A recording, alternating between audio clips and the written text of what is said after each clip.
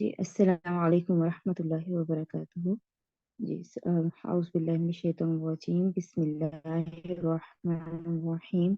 सबसे पहले दुआ पढ़ लेते हैं। रब्बि इश्रह ली सदरी व यस्सिर ली अमरी वहलुल उक़दतम मिन लिसानी यफ़क़हू क़ौली रब्बि यस्सिर व ला तुअस्सिर व तम्मिम बिल खैर। जी, हम कर रहे थे मुरक्कब। ठीक है। सबसे पहले हमने इसम को पढ़ा था और इसम पढ़ने के बाद हमने मुरक्कब स्टार्ट किया था। मुरक्कब क्या है? दो या दो से जायद अल्फाज के मजमूए को मुरक्कब कहते हैं। ठीक है। तो मुरक्कब की आगे दो किस्में थी, मुरक्कब ताम और मुरक्कब नाकिस। मुरक्कब ताम में जुमला इस्मिया अल्हम्दुलिल्लाह हम पढ़ चुके हैं, जिसमें एक जुज मुब्तदा और दूसरा जुज खबर थी। ठीक है। उसके बाद हमने पढ़ा मुरक्कब नाकिस। मुरक्कब नाकिस वो मुरक्कब जिसमें दो या दो से ज्यादा अज्जा मिलने से बात मुकम्मल ना समझ आती हो, वो मुरक्कब नाकिस कहलाता है। ठीक है। तो इसके हमने अल्हम्दुलिल्लाह मुरक्कब तौसीफी हमने पढ़ लिया, जिसमें जिसके दो अज्जा थे, मौसूफ सिफत। मुरक्कब इशारी पढ़ लिया, जिसके दो अज्जा थे, इसमें इशारा और मशारुन अलैह।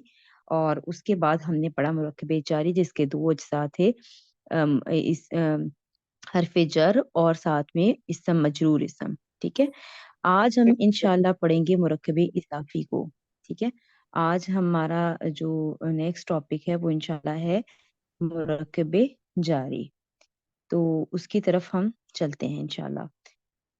चलें जी। जी, ऐसा मुरक्कब जिसमें बात नामुकम्मल हो, वो मुरक्कब नाकिस कहलाता है। जिसकी मिसाल थी नेक लड़का, मतलब सिर्फ एक नेक लड़का ऐसे लिखा हुआ आ जाए तो बात मुकम्मल वाज़िया समझ नहीं आती। ठीक है। ये किताब, ये मिसाल थी हमारे पास मुरक्कब इशारी की। घर में, ये हमारे पास मिसाल थी मुरक्कब जारी की। ठीक है। और आज जो हम इंशाल्लाह पढ़ेंगे उसकी मिसाल है ज़ैद का घर। ठीक है। क्या मिसाल है आज उसकी? ज़ैद का घर। ये थोड़ा सा रिकैप कर लेते हैं। मुरक्कब तौसीफी के लिए दो अज्जा हमने देखे, इसमें मौसूफ और इसमें सिफ्त। ठीक है। मुरक्कब इशारी में हमने देखा इसमें इशारा और इस मशारुन अलैह। और मुरक्कब जारी में हमने देखा हर्फ जर और इसमें मजरूर। ठीक है। तीन मुरक्कब अभी तक हम अल्हम्दुलिल्लाह कर चुके हैं, जिसमें से मैंने आपको कहा था मुरक्कब तौसीफी और मुरक्कब इशारी जुमला इस्मिया के में मुब्तदा बनकर आ सकते हैं। ठीक है। ये भी हमने पिछली क्लास में भी इसको डिस्कस किया था। और जरा दोबारा देख लेते हैं। मुरक्कब तौसीफी और मुरक्कब इशारी जुमला इस्मिया में मुब्तदा बनकर आ सकते हैं, जबकि मुरक्कब जारी जो है ये मुब्तदा बनकर नहीं आ सकता, बल्कि ये खबर बनकर आ सकता है।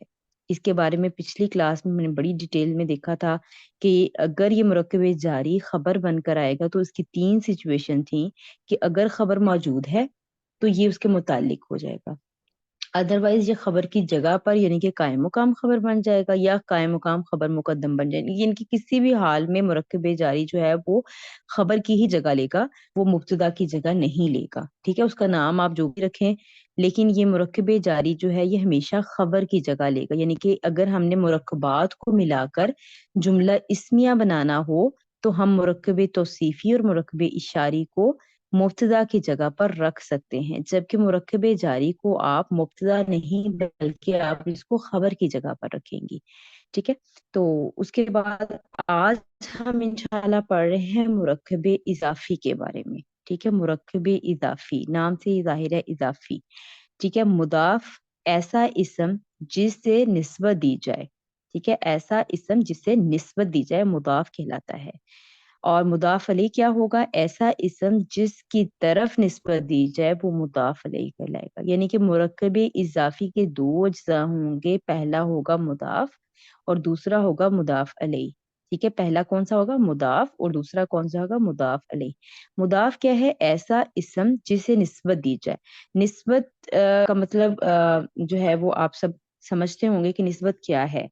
यानी कि किसी चीज के साथ किसी को मंसूब करना। लाइक मैं कहूँ कि अहमद की किताब। ठीक, अहमद की किताब, अली का पेन। ठीक है।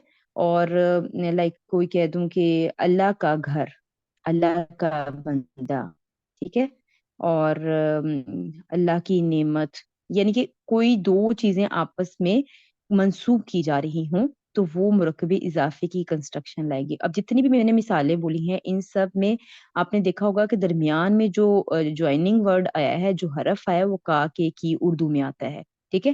یہ اردو میں آپ پہچان کرنے کے لیے آپ کو یہ کافی ہوگا کہ دو اسما کے درمیان میں کا کی کے مطلب اس طرح کے الفاظ آئیں گے، ٹھیک ہے۔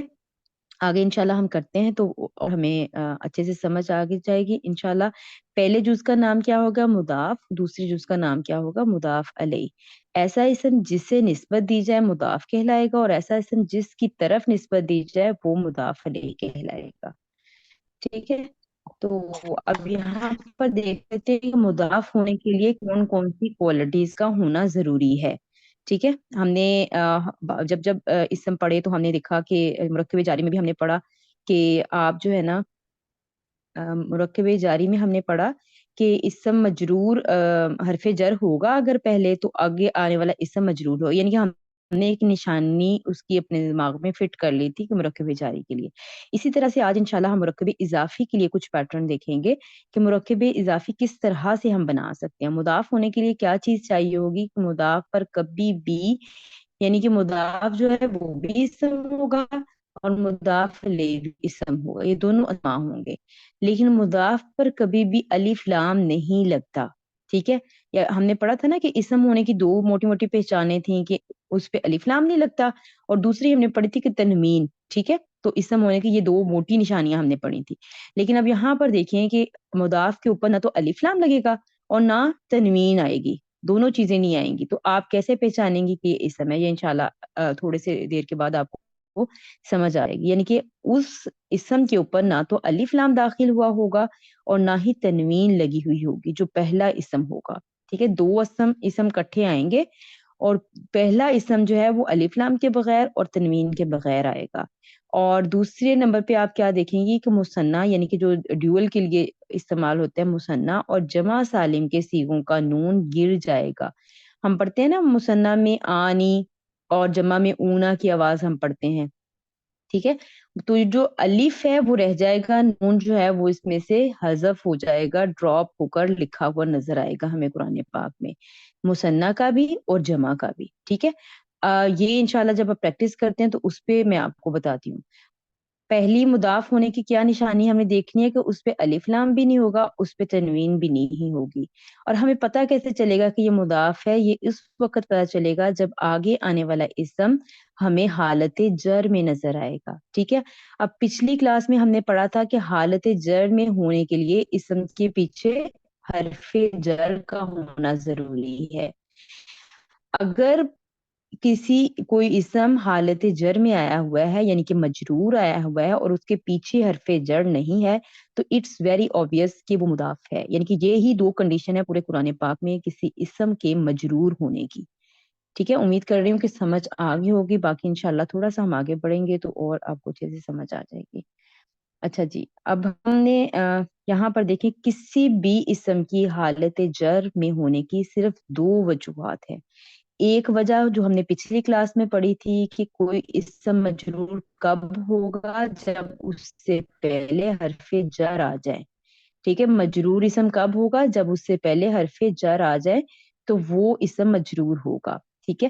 اب دوسری آج ہم پڑھ رہے ہیں کہ دوسری وجہ کیا ہے کہ اگر اسم جو ہے وہ پہلا اسم آپ کو نہیں سمجھ آ رہی کہ وہ اسم ہے یا کیا ہے، یعنی کہ اس کے اوپر الف لام بھی نہیں ہے اور اس کے اوپر تنوین بھی نہیں ہے، تو وہ مضاف ہے، ٹھیک ہے۔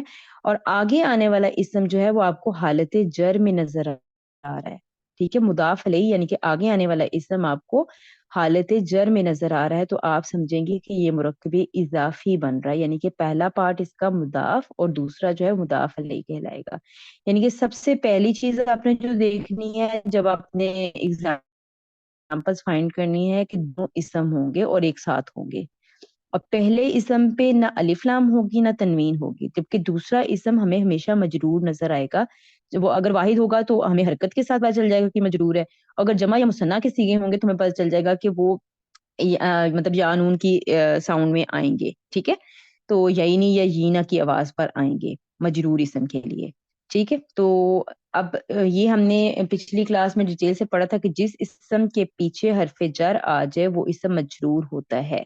جس اسم کے پیچھے مضاف آ جائے وہ اسم بھی مجرور ہوتا ہے. ٹھیک ہے. اب مضاف کے لیے میں نے آپ کو نشانی بتا دی کہ اس پہ نہ تو الف لام ہوگا اور نہ ہی اس کے اوپر تنوین ہوگی، اور اگر وہ مثنیٰ یا جمع کے صیغے ہوں گے تو ان کا نون گرا ہوا ہوگا، یعنی کہ نون حذف ہوا ہوگا. صرف آپ کو الف لکھا نظر آئے گا مثنیٰ کے صیغوں میں، اور جمع کے صیغوں میں آپ کو جو ہے وہ واؤ یا لکھی ہوئی نظر آئے گی، نون آپ کو نظر نہیں آئے گی. ٹھیک ہے. تو مضاف علیہ جو ہے وہ آپ کو اگلا آنے والا اسم جو ہے وہ مجرور نظر آئے گا. ٹھیک ہے. تو اس سے ثابت ہو جائے گا کہ یہ پچھلا اسم جو ہے، جو پہلا اسم ہے وہ مضاف ہے، اور دوسرا اسم مجرور ہونے کی وجہ سے ہمیں پتہ چل گیا کہ مضاف علیہ، یعنی کہ مضاف علیہ ہمیشہ آپ کو مجرور نظر آئے گا. مضاف علیہ ہمیشہ آپ کو مجرور نظر آئے گا، یعنی کہ کسی اسم کے مجرور ہونے کی دو وجوہات، ایک یہ کہ اس اسم کے پہلے آپ کو جار مجرور نظر آ جائے، دوسرا یہ کہ اس اسم سے پہلے آپ کو مضاف نظر آ جائے. ٹھیک ہے. مضاف کی کیا نشانی کہ اس کے اوپر الف لام بھی نہیں ہوگی اور اس پہ تنوین بھی نہیں ہوگی، اور مثنیٰ اور جمع کے صیغے ہوں گے تو ان کے نون آپ کو نظر نہیں آ رہے ہوں گے لکھے ہوئے. ٹھیک ہے. تو آگے بڑھتے ہیں انشاءاللہ. اچھا جی. عربی زبان میں مضاف ہمیشہ پہلے آتا ہے. ٹھیک ہے. پھر مضاف علیہ آتا ہے. عربی زبان میں جس پیٹرن سے ابھی ہم نے پڑھا ہے نا کہ پہلے پارٹ کو ہم مضاف کہیں گے اور دوسرے کو مضاف علیہ کریں گے کہیں گے، تو جب قرآن پاک سے ہم اگزامپل ڈھونڈیں گے تو ہم یہی پیٹرن فالو کریں گے کہ پہلے اسم کو مضاف اور دوسرے اسم کو مضاف علیہ کہیں گے. جبکہ مرکب اضافی کا ترجمہ جب کیا جاتا ہے اردو زبان میں تو مضاف علیہ کا ترجمہ پہلے کیا جاتا ہے اور مضاف کا ترجمہ بعد میں کیا جاتا ہے. ٹھیک ہے. اردو زبان میں مرکب اضافی کا ترجمہ کرتے ہوئے کا، کے، کی وغیرہ کا استعمال کیا جاتا ہے. یعنی کہ اگر اردو میں آپ سے میں آپ کو مثال لکھ کر دے دوں اور آپ سے کہوں کہ یہ کون سا مرکب بن رہا ہے، تو آپ اس ترجمے میں سے کا، کے، کی ہی وجہ سے پہچان لیں گی کہ یہ مرکب اضافی کا ترجمہ ہے.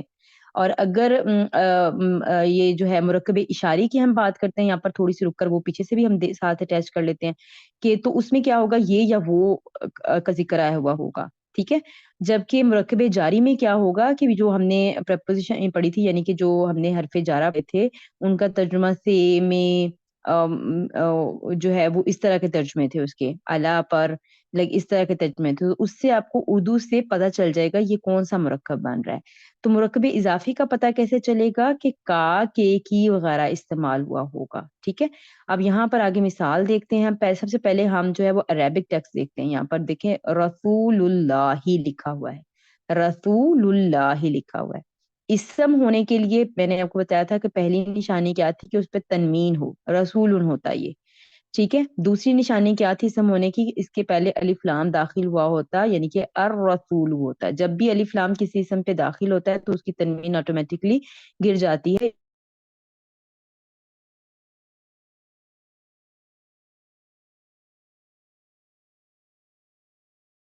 وہ اسم ہوتا ہے. ٹھیک ہے.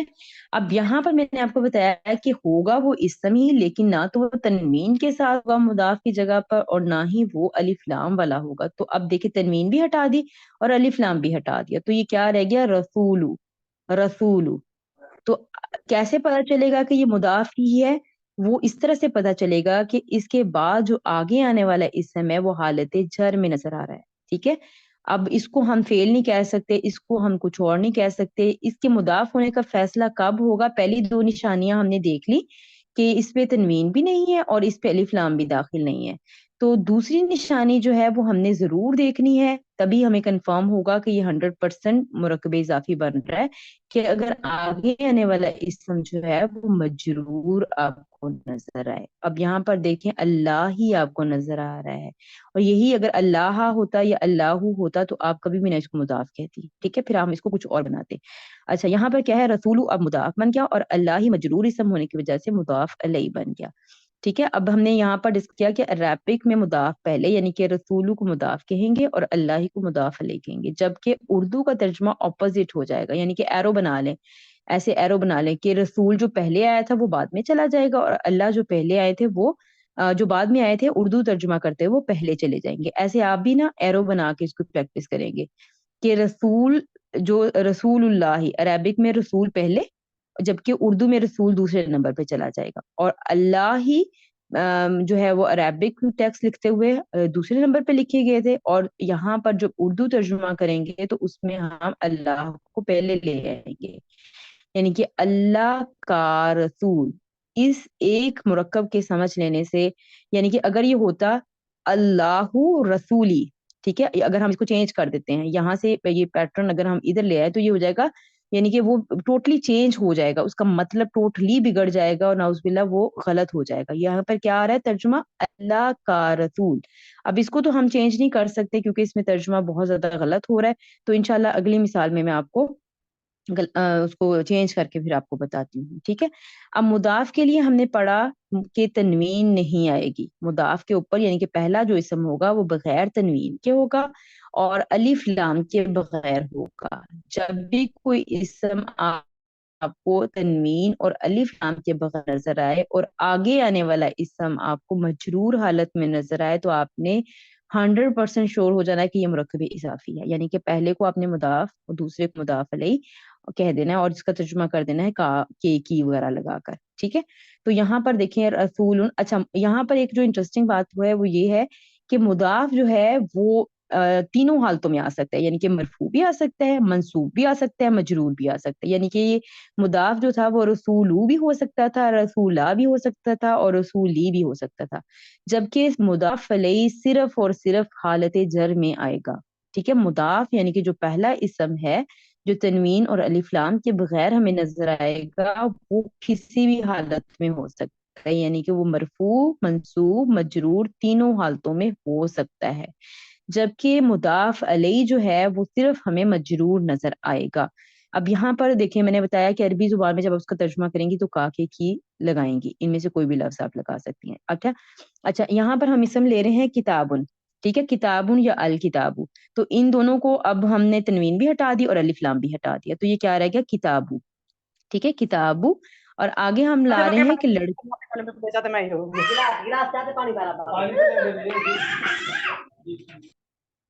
آگے ہم لانا چاہ رہے ہیں کہ لڑکے کی کتاب, ٹھیک ہے, آگے ہم کیا لانا چاہ رہے ہیں لڑکے کی کتاب. تو الولدو لڑکے کی عربک ہوتی ہے, ٹھیک ہے, تو الولدو نہیں لائیں گے یہاں پر, الولدی لائیں گے, یعنی کہ مضاف علیہ ہونے کی وجہ سے یہ ہمیشہ ہمیں حالت جر میں ہی ملے گا, ٹھیک ہے.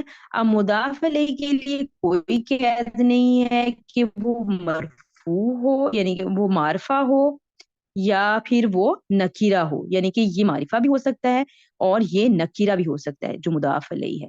اور مضاف کا میں نے آپ کو بتا دیا کہ مضاف نہ تو یہ معرفہ نہ یہ نکیرہ, یعنی کہ نہ تو یہ تنوین والا ہے نہ یہ الف لام والا ہے, تو اس کا فیصلہ ہم آگے جا کے پھر کریں گے, اگلی سلائڈ پہ جا کے کرتے ہیں. اور اس کے لیے مضاف علیہ کے لیے میں نے آپ کو بتایا کہ اس کے لیے کیا چیز یاد رکھنی ہے آپ نے, کہ یہ ہمیشہ آپ کو حالت جر میں نظر آئے گا اور اس کا معرفہ یا نکیرہ دونوں ہو سکتے ہیں, جبکہ مضاف جو ہے وہ مرفوع یعنی کہ پیش کے ساتھ, زبر کے ساتھ, زیر کے ساتھ, کسی چیز حرکت کے ساتھ آ سکتا ہے, جبکہ جو مضاف علیہ ہے یہ صرف زیر کی حرکت کے ساتھ آئے گا, یعنی کہ صرف ہمیں مجرور نظر آئے گا. اور اس میں جو مضاف علیہ ہے وہ معرفہ بھی ہو سکتا ہے, یعنی کہ کوئی خاص اسم بھی ہو سکتا ہے اور عام نکیرہ بھی ہو سکتا ہے, ٹھیک ہے. اس کے لیے کوئی قید نہیں ہے مضاف علیہ کے لیے, ٹھیک. تو آگے چلتے ہیں انشاءاللہ. اچھا جی, آپ کو یاد ہوگا کہ ہم نے اسم کے معرفہ ہونے کی ساتھ چیزیں پڑھی تھیں کہ اسم کب کب معرفہ ہوتا ہے, جب اس میں الف لام داخل ہو جاتا ہے, جب وہ اس میں علم ہوتا ہے, جب وہ ضمائر یعنی کہ جو ہم نے متصلہ اور منفصلہ ضمائر پڑھے تھے جب اس حالت میں آ جائے تو بھی اسم مرفوع معرفہ ہوتا ہے, سوری مرفوع نہیں معرفہ ہوتا ہے, ٹھیک ہے. اور اسم موصولہ یعنی کہ الذی الذین وغیرہ آ جائیں تو وہ بھی اسم معرفہ ہوتا ہے, اور اس میں اشارہ آ جائے ھذا ذالک وغیرہ تو بھی اسم معرفہ ہوتا ہے. ہم نے پڑھا تھا مضاف الی المعرفہ, ٹھیک ہے, مضاف الی المعرفہ, اور میں نے اس کو کہا تھا کہ اس کو آپ فی الحال جو ہے وہ چھوڑ دیں ان دو پوائنٹس کو, تو ہم اس کو فردر آن ڈسکس کریں گے. تو آج وہ دن آ گیا جب ہم نے اس کو ڈسکس کرنا ہے کہ مضاف الی المعرفہ کیا ہے. مضاف کا مطلب آپ کو سمجھ آ گئی کہ پہلا اسم مضاف ہوگا اور معرفہ کب ہوگا, ٹھیک ہے. اگر مضاف علیہ معرفہ ہوگا تو مضاف بھی معرفہ ہوگا، یعنی کہ مضاف کی اپنی کوئی حیثیت نہیں ہوگی کہ وہ معرفہ ہے یا نکرہ ہے، کیونکہ نہ تو ہمیں اس کے اوپر تنوین نظر آ رہی ہے، نہ ہی اس پہ الف لام نظر آ رہا ہے، یعنی کہ اس کا اپنا کوئی بھی اسٹیٹس نہیں ہے، اپنا کوئی بھی اس کا معرفہ یا نکرہ ہونا نہیں ہے۔ وہ کس پہ ڈیپینڈ کر رہا ہے؟ مضاف الیہ پہ، یعنی کہ جو آگے آنے والا اسم ہے وہ اس پہ ڈیپینڈ کر رہا ہے کہ وہ بتائے گا مضاف علیہ اگر معرفہ ہوگا تو مضاف بھی معرفہ ہوگا، اگر مضاف علیہ نکرہ ہوگا تو مضاف بھی نکرہ ہوگا۔ ٹھیک ہے، تو یہاں پر دیکھیں کہ ہم مثال سے تھوڑا سا دیکھ لیتے ہیں کہ جنات عدن، ٹھیک ہے، جنات عدن۔ اب یہ جناتو جو ہے یہ آپ کو یہ پتا چل رہا ہے کہ یہ اسم ہے، لیکن نہ تو اس کے اوپر تنوین نظر آ رہی اور نہ ہی اس کے پہلے جو ہے وہ آپ کو الف لام نظر آ رہا ہے، کچھ بھی نظر نہیں آ رہا۔ اور یہ آپ کو پتا ہے کہ جمع کا صیغہ ہے آتن کی آواز، یعنی کہ مؤنث جمع کی کا صیغہ ہے، جناتن واحد اور جناتن جو ہے وہ جمع کا صیغہ تھا اور یہ حالت رفع میں تھا، ٹھیک ہے، جناتن۔ اب تنوین ہٹ گئی اور الف لام بھی داخل نہیں ہوا، لیکن یہ اسم ہے۔ اب بنائیں گے اس کو کیا، کون سے مرکب میں ڈالیں گے، یہ کیسے پتہ چلے گا؟ جب آگے آنے والے اسم کو ہم دیکھیں کہ وہ مجرور ہے، یہاں پر ازنین، ٹھیک ہے، ازنین یہ اسم ہے، اسم ہونے کا کیسے پتہ چلا کہ یہ تنوین کے ساتھ ہے اور یا پھر یہ الف لام کے ساتھ ہوتا، لائک اس طرح سے۔ تو اب یہ اسم ہے، یعنی کہ اس کے بعد ہم نے دیکھا کہ اگلا آنے والا اسم حالت جر میں نظر آ رہا ہے، مجرور نظر آ رہا ہے، تو ہمیں یہ اشور ہو گیا کہ جناتو جو ہے یہ مضاف بن سکتا ہے اور عدن جو ہے یہ مضاف علیہ بن سکتا ہے، یعنی کہ مرکب اضافی کی کنسٹرکشن بن سکتی ہے۔ تو اب یہاں پر اس کے جناتو کا معرفہ یا نکرہ ہونا کس پہ ڈیپینڈ کر رہا ہے؟ یہ مضاف علیہ کے اوپر، عدن کے اوپر۔ اگر یہ مضاف علیہ نکرہ ہوگا تو ہم مضاف کو بھی نکرہ ڈکلیئر کریں گے، اگر مضاف علیہ معرفہ ہوگا تو ہم مضاف کو بھی معرفہ ڈکلیئر کریں گے۔ اب یہاں پر دیکھیں جناتو عدن، جناتو اسم ہے، عدن بھی اسم ہے، یہ مضاف بن گیا، یہ مضاف علیہ بن گیا، ٹھیک ہے۔ اور یہ اب جناتو کا اعراب جو ہے یہاں پر نکرہ لیا جائے گا، یعنی کہ ہم یہ نہیں کہہ سکتے کہ یہ مضاف الی المعرفہ ہے، ٹھیک ہے، ہم اس کو یہ نہیں کہیں گے۔ اچھا، جب اس کا ترجمہ کریں تو کیا بنے گا؟ آدمی کا ترجمہ پہلے لے کے آئیں گے اور جو جناتو ہے اس کا ترجمہ ہم دوسرے نمبر پر لے کر آئیں گے۔ جیسے ابھی ہم پچھلی سلائیڈ میں ڈسکس کیا کہ عربک میں جو ہے مضاف پہلے اور مضاف علیہ بعد میں، جبکہ اردو میں یہ مضاف علیہ کا ترجمہ پہلے ہوگا اور مضاف کا ترجمہ بعد میں ہوگا۔ تو عدن کا مطلب ہوتا ہے ہمیشہ، تو عدن ہمیشہ، اور جیسے میں نے بتایا تھا کہ جب بھی یہ مرکب اضافی کنسٹرکشن بن جائے گی تو اس کے ترجمے میں آپ نے کہا کہ کی ورڈ لے کے آنا ہے، ٹھیک ہے، جیسے ہم نے جملہ اسمیہ کے اندر ہے کا مفہوم ایڈ کیا تھا تو اسی طرح سے ہم نے کہا کہ کی کا مفہوم ایڈ کرنا ہے۔ عدن کا مطلب ہوتا ہے ہمیشہ اور جنات من باغ، ہمیشہ کے باغات، ٹھیک ہے، ہمیشہ کے باغات، یہ ترجمہ ہو جائے گا اس کا۔ اس طرح سے دیکھیں آیات اللہ، اب آیات پھر اگین مؤنث ہونے کی وجہ سے آتن آواز ہمیں بتا رہی ہے کہ یہ مؤنث جمع کا صیغہ ہے، ٹھیک ہے، اور اس کے معرفہ یا نکرہ ہونے کا فیصلہ ہم کب کریں گے؟ جب آگے آنے والے اسم کو ہم دیکھیں گے وہ معرفہ ہے یا نکرہ ہے۔ مضاف علیہ اگر معرفہ، یہ مضاف بھی معرفہ، اور اگر مضاف علیہ نکرہ تو مضاف بھی نکرہ ہو جائے گا۔ اب یہاں پر اللہ ہی، اللہ ہی یہ بتا رہا ہے کہ یہ مضاف علیہ بن رہا ہے کیونکہ یہ مجرور اسم ہے، یہ بتا رہا ہے کہ یہ مضاف علیہ بن رہا ہے، اور آیاتو جو ہے یہ مضاف ہے۔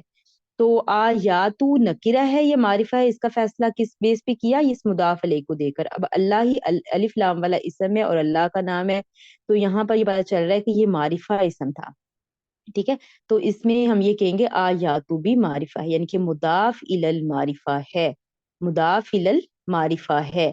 اب مضاف آیاتو اور اللہ ہی مضاف علیہ، مرکب اضافی کنسٹرکشن جب ترجمہ کریں گے تو اللہ کا ترجمہ یعنی کہ مضاف علیہ کا ترجمہ پہلے لے آئیں گے اللہ، اور پھر آگے اردو کے حساب سے کہا کہ کی میں سے کچھ لگائیں گے، تو یہاں پر آ رہا ہے کی آیاتو، اللہ کی آیات، ٹھیک ہے، ترجمہ کیسے ہوگا؟ اللہ کی آیات، ٹھیک ہے۔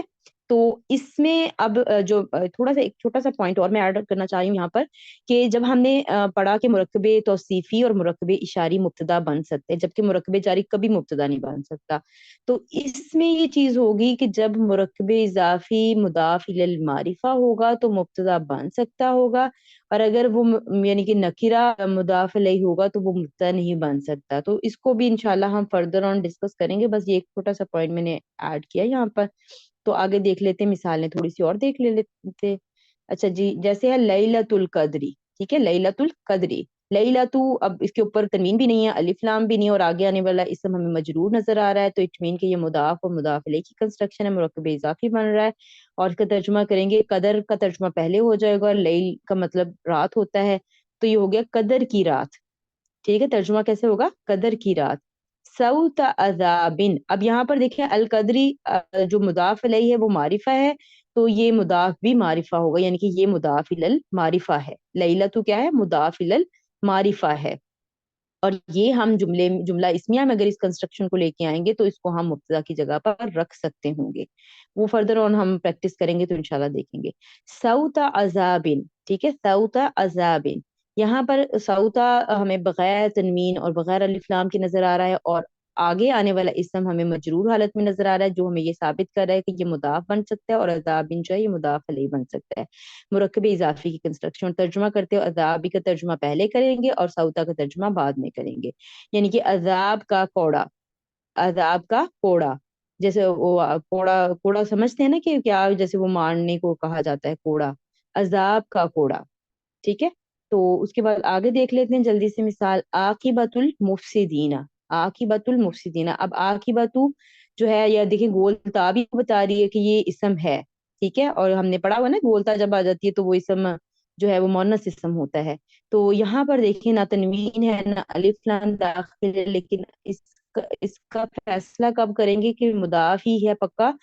آگے آنے والا اسم اگر آپ کو مجرور حالت میں نظر آئے گا، اب جو واحد اسم ہوگا وہ تو ایز اٹ از زیر کے ساتھ آپ کو نظر آئے تو آپ پہچان جائیں کہ یہ مجرور اسم ہے، جبکہ جو جمع کے صیغے ہوں گے مجرور ہونے میں اینا کی آواز دیتے ہیں. یعنی کہ یہاں پر آ گیا المفسی دینا، دینا اینا، ٹھیک ہے، اس آواز سے آپ نے پہچانا کہ یہ اسم مجرور ہے، جمع کا صیغہ ہے اور یہ مجرور اسم ہے. تو مضاف کے بعد اگر مضاف الیہ مجرور ہوگا تو آپ نے اس کو یعنی کہ مضاف اور اس کو مضاف الیہ اور اس کا ترجمہ کرتے ہوئے کیا کریں گے؟ فساد کرنے والوں کا انجام. عاقبۃ یعنی کہ وہ ہوتا ہے انجام، ٹھیک ہے، المفسدین فساد کرنے والوں کا انجام. تو المفسدین کا ترجمہ پہلے اور عاقبۃ کا ترجمہ اینڈ پہ لے آئے، بعد میں لے آئے، اور درمیان میں کاکے ہی لگا دیا. تو یہ مرکب اضافی کی کنسٹرکشن الحمدللہ ہمیں بنانی آ گئی. جزاء الکافرین، ٹھیک ہے، جزاء الکافرین. تو اس میں جزا جو ہے یہ آپ کو تنوین اور الف لام کے بغیر نظر آ رہا ہے، اور آگے آنے والا اسم آپ کو مجرور یعنی کہ جمع مجرور نظر آ رہا ہے، جمع کی حالت میں اینا کی آواز دے رہا ہے تو مجرور ہے. تو یہ ثابت ہو گیا کہ جزاؤ کو ہم مضاف بنا سکتے ہیں اور الکافرین کو مضاف الیہ بنا سکتے ہیں، مرکب اضافی کی کنسٹرکشن. اور اس کا ترجمہ جب کریں گے تو کافرین کا ترجمہ پہلے لے آئیں گے کافروں، اور پھر کاکے کی لگا دیں گے اپنے حساب سے کہ کیا فٹ آ رہا ہے، کافروں کی جزا. ٹھیک ہے، کافروں کی جزا، یہ ترجمہ اس کا ہو جائے گا. تو اس کے بعد ہے اصحاب الجنتی، ٹھیک ہے، اصحاب تنوین کے بغیر الف لام کے بغیر آگے آنے والا اسم مجرور، تو یہ مضاف مضاف الیہ بن گئے، اور ترجمہ کریں گے جنت کا پہلے اور اصحاب کا بعد میں، جنت کے ساتھی. ٹھیک ہے، اصحاب ساتھی کو کہا جاتا ہے، اور جنت ان جنت کے ساتھی، جنت کے ساتھی. حزب اللہ، ٹھیک ہے. اب اس میں دیکھیں اس حزب بھی بغیر تنوین بغیر الف لام اور آگے آنے والا اسم مجرور، تو مرکب اضافی بن سکتا ہے، پہلے والے کو مضاف اور دوسرے اسم کو ہم مضاف الیہ کہیں گے، اور ترجمہ کیا کریں گے؟ دوسرے اسم کا پہلے ترجمہ اور پہلے اسم کا بعد میں، یعنی کہ اللہ پہلے آ گیا اور کاکے کی لگایا، اور حزب کا مطلب ہوتا ہے گروہ، اللہ کا گروہ. ٹھیک ہے، تو اس کے بعد آگے دیکھ لیتے ہیں حدیث الجنودی. حدیث بغیر تنوین بغیر الف لام اور آگے آنے والا اسم ہمیں مجرور نظر آ رہا ہے، تو ہم نے اس کا فیصلہ کر لیا کہ یہ مرکب اضافی یعنی کہ حدیث مضاف اور الجنودی مضاف علیہ بن رہا ہے. اور اسی طرح سے اب یہاں پر الف لام میں مضاف علیہ یعنی کہ معرفہ ہے، تو ہم اس کو کہہ سکتے ہیں یہ مضاف الی المعرفہ ہے، مضاف الی المعرفہ ہے. اب جزاء المحسنین، اب جزاء المحسنین. الجزاء جو ہے وہ آپ کو بغیر تنوین بغیر الف لام کے نظر آ رہا ہے، اور آگے آنے والا اسم آپ کو حالت جر میں نظر آ رہا ہے. اس کی حالت جر آپ نے کیسے پہچانی کہ یہ جمع کا صیغہ ہے، اور جمع میں حالت جر یہ این کی آواز سے پہچانی جاتی ہے، المحسنین، نینا اینا کی آواز سے. ٹھیک ہے، تو یہ مرکب اضافی بن گیا. تو محسنین کی جزا، یہ اس طرح سے اس کا ترجمہ ہو جائے گا. تو اس کے بعد ہے اصحاب الناری اور حزب الشیطانی. تو اصحابو جو ہے یہ ہمارے پاس ہو گیا مضاف، اور الناری جو ہے مضاف علیہ ہو گیا. تو فیصلہ ہم نے آپ کو سمجھ آگے ہوگی اب تک کہ فیصلہ ہم لوگوں نے کس طرح سے کیا ہے کہ اصحابو جو ہے وہ بغیر تنوین کے اور الف لام بھی نہیں داخل ہوا لیکن آگے آنے والا اسم آپ کو حالت جر میں نظر آئے تو آپ نے کہہ دینا ہے کہ یہ مضاف اور یہ مضاف علیہ مرکب اضافی کی کنسٹرکشن. اب اس جب ترجمہ کریں گے تو انار کا ترجمہ پہلے اور اصحاب کا ترجمہ بعد میں کریں گے، یعنی کہ آگ والے. ٹھیک ہے، آگ کے ساتھی، یا آگ والے یا آگ کے ساتھی. ٹھیک ہے، حزب الشیطانی، حزب جیسے ہم پیچھے پڑھ کر آئیں گے گروہ. ٹھیک ہے، الشیطانی شیطان کا گروہ. ترجمہ کیسے ہوگا؟ شیطان کا گروہ. حزب کو اب ہم ترجمہ کرتے ہوئے ادھر لے آئیں گے اینڈ پہ، اور الشیطان کو پہلے لے آئیں گے. اب یہاں پر مجھے جو ہے وہ حزب الشیطانی، اب یہاں پر دیکھیں الف لام داخل ہوا ہے شیطان کے نام کے ساتھ، تو اچ مین کہ یہ مضاف الی المعرفہ ہے، یعنی کہ یہ معرفہ اسم میں آئے گا. حزب الشیطانی اصحاب الناری. ٹھیک ہے، تو اس کے بعد آ گیا حدود اللہ. حدود بغیر تنوین بغیر الف لام اور آگے آنے والا اسم مجرور. تو یہ حدود کو مضاف اور اللہ کو مضاف علیہ بنا سکتے ہیں. مرکب اضافی کی کنسٹرکشن ترجمہ کریں گے اللہ کا پہلے اور حدود کا بعد میں، یعنی کہ اللہ کی حدود، اللہ کی حدیں یا اللہ کی حدود. ٹھیک ہے، فضل اللہ. اب یہاں پر فضل بغیر تنوین بغیر الف لام اور آگے آنے والا اسم جو ہے وہ مجرور نظر آ رہا ہے. تو فضل کو ہم فضل کو بنا لیں گے مضاف اور اللہ ہی کو بنا لیں گے مضاف علیہ. ٹھیک ہے، تو